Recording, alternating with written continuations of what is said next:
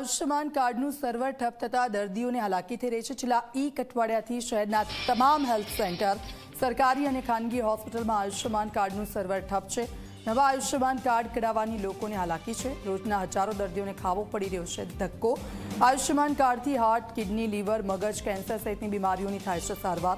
છેલ્લા એક અઠવાડિયાથી વેબસાઇટ બંધ હોવાથી હાલાકી થઈ રહી છે।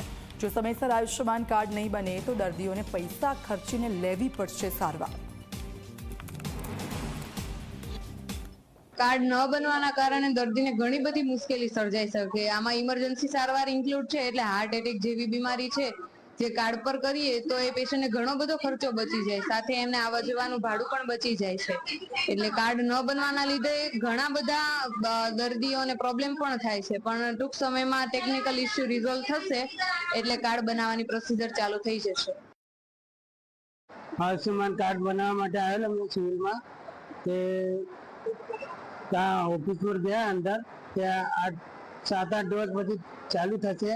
તો અમે ગરીબ છે માનો કે અમારા પાસે પૈસા નથી કે અમે બનાવવા માટે અર્જન્ટમાં આવ્યા, તો બેન કહે છે 7-8 દિવસમાં ચાલુ થશે, તો અમે કहाँ જવાનું પછી?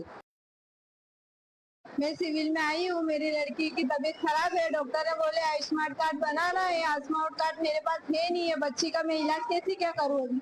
कहाँ पे आप गए थे बनाने? मैं बारी पे गई थी बनाने, तो सर्वे बंद है, सर्वे डाउन है। कार्ड बन पाया? नहीं बन पाया कार्ड, सर्वे डाउन है।